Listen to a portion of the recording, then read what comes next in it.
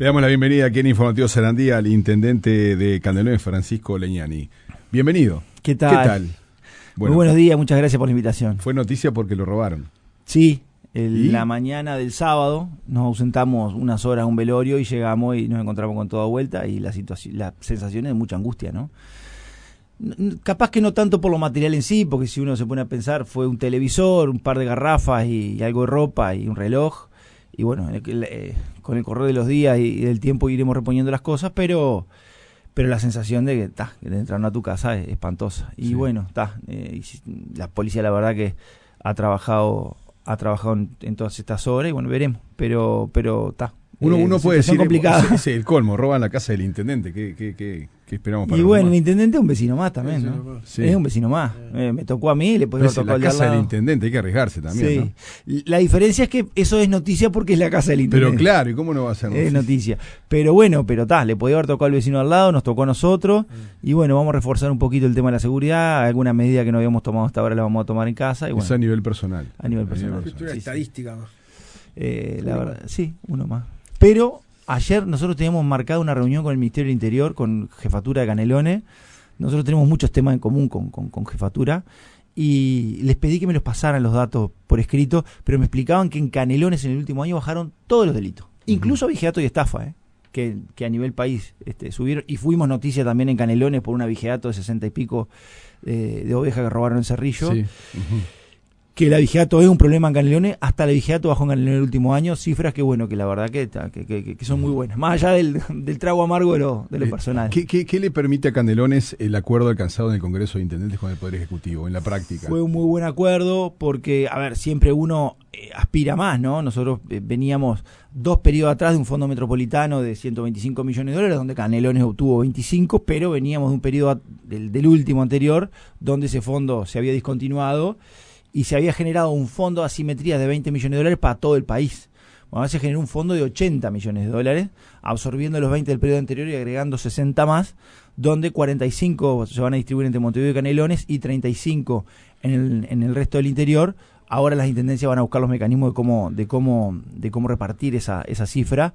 Nosotros tendremos nuestro diálogo con Montevideo y el restante de las intendencias del interior, pero bueno, no fue lo del fondo metropolitano, pero de alguna manera es mejor que cero. ¿Se está gastada esa plata? No, esa plata va contra proyectos que está. Se va a ejecutar entre el 27, 28 y 29. Que tienen que estar certificados por OPP. No la podemos gastar en sueldos, digamos. No, por ejemplo. No, tiene que ser proyectos que tienen que pasar por OPP, que tienen que ser aprobados por OPP, caminería, obras de arquitectura, obras viales, en fin.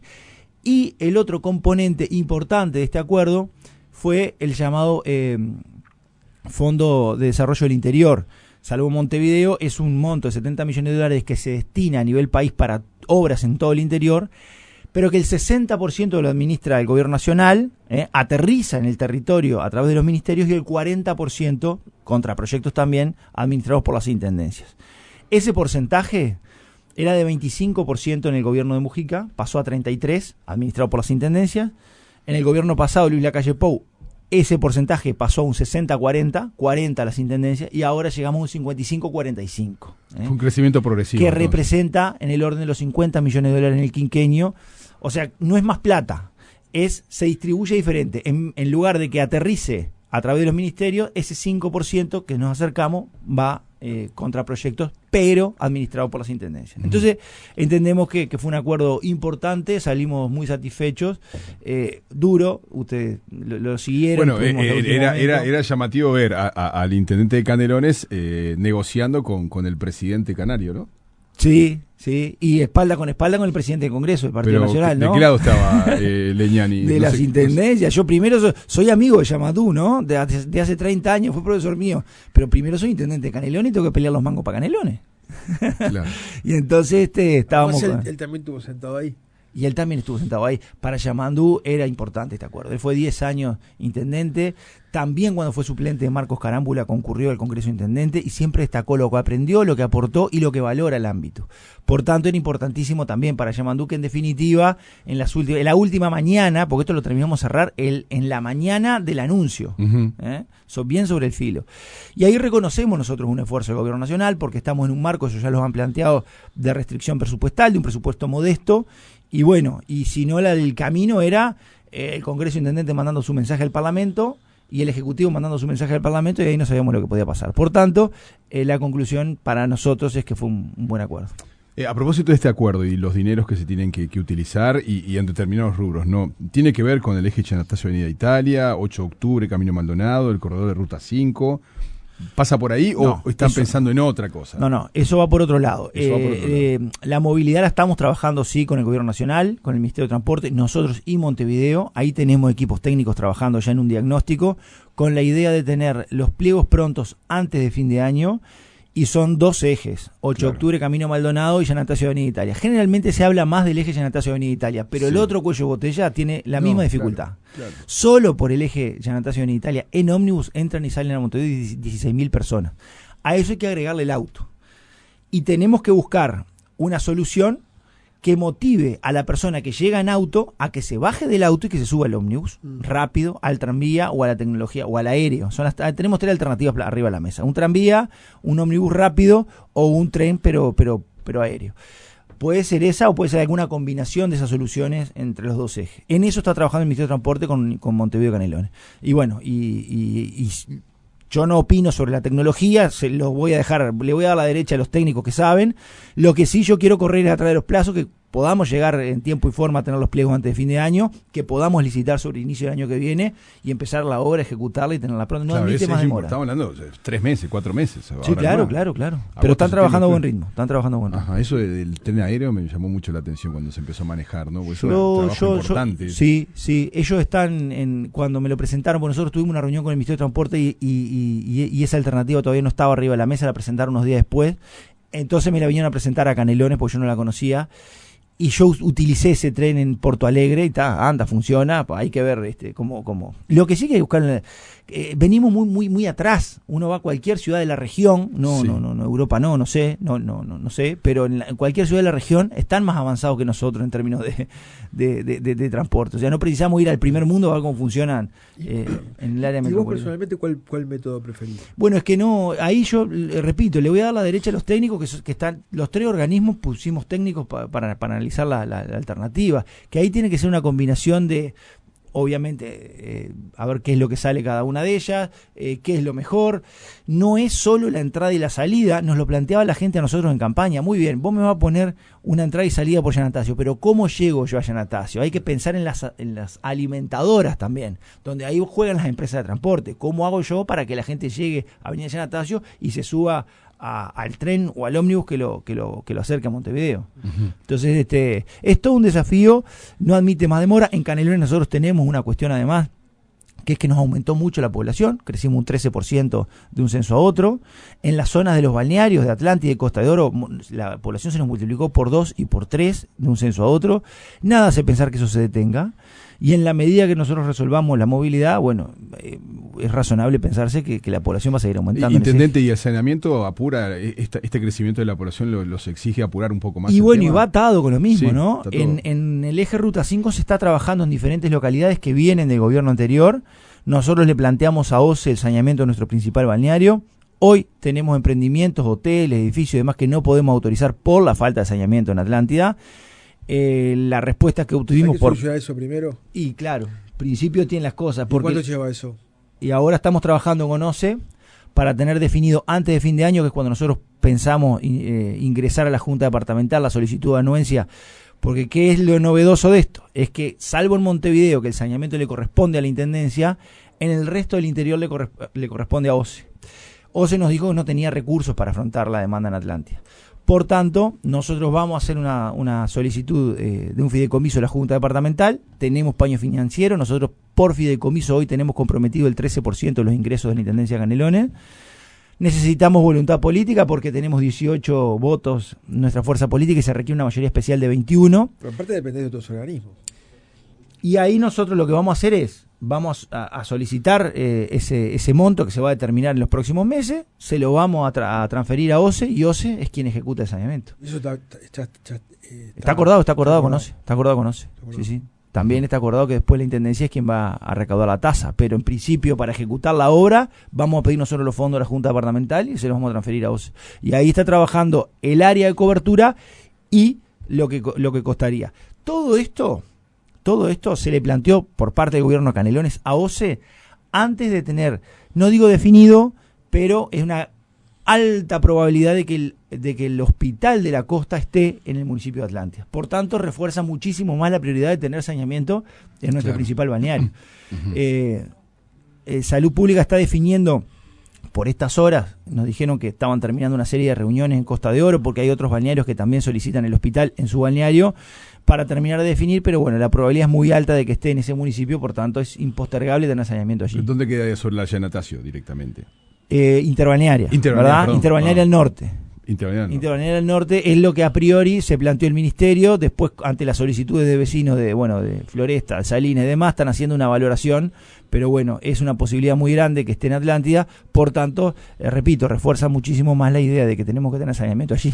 Claro, y además, nosotros después poder habilitar, es la manera de que el balneario se desarrolle. Si yo hoy lo tengo en el papel, adentro de la Intendencia, interesados para construir un hotel y no lo puedo autorizar por la falta de saneamiento, bueno, tengo que hacer el saneamiento, Atlántida va a sufrir porque ahí hay que romper, el vecino va a tener que entender de que 1, 2, 3 semanas el auto lo va a tener lejos de su casa, va a llover, se va a enojar con nosotros, pero después va a venir una solución definitiva. Entonces, va a costar tiempo, va a costar plata, pero vamos a tener un balneario desarrollado, que es la aspiración. Y también esto es para mañana. Sí, claro. Estamos hablando de que... Sí. ¿Cuánto le cambia a Canelones todo el tema Casupá? Bueno, el proyecto sobre el Solís. Yo sin entrar en la polémica si Neptuno o Casupá, para Canelones es una muy buena noticia el hecho de tener una reserva de 6 millones de metros cúbicos en el Solís Chico y una red de tendido de cañería que va hasta Jauregui, que nos va a permitir tener cobertura de agua que hoy no tenemos en todo lo que es Costa de Oro. Nosotros en los veranos, hoy tenemos problemas, y en verano la dificultad es enorme en todo lo que es la Costa de Oro, no hay agua. O sea, tiene el problema más allá del debate sobre uno u otro. Claro, tener esa reserva y un tendido de cañería hasta Jauregui nos va a garantizar tener agua. Este verano vamos a volver a tener problemas. Que este anuncio a los vecinos no se les genere la expectativa, porque como se anunció, nosotros veníamos haciendo una recorrida en Costa de Oro y no, la obra va a comenzar el año que viene, pero lleva 36 meses, por tanto, las dificultades las vamos a volver a tener hasta que en definitiva esté la obra. Sí. Y por lo que uno se ha informado, con este proyecto integral, toda la zona metropolitana va a tener cobertura de agua, por tanto sería importante. Intendente, ¿y COPSA? ¿Cómo lo está llevando el tema de COPSA, teniendo en cuenta la situación? Ahora hay un acuerdo. Bueno, hay un acuerdo. Pero ¿y para el departamento qué significa esta situación de inestabilidad? Sí, lo que pasa que viene de, no sé, está bien. Yo estando en la dirección de jurídica hace 15 años atrás, llegué a ir al Ministerio de Trabajo como intendencia para ver cómo podíamos dar una mano entre COPSA y los trabajadores. O sea, COPSA tiene estos vaivenes de años y de años para Canelones una dificultad enorme. Fíjate, Aldo, lo que yo decía recién de la cantidad de gente que entra y sale a Montevideo. Ahí hay trabajadores, hay estudiantes, es un problema.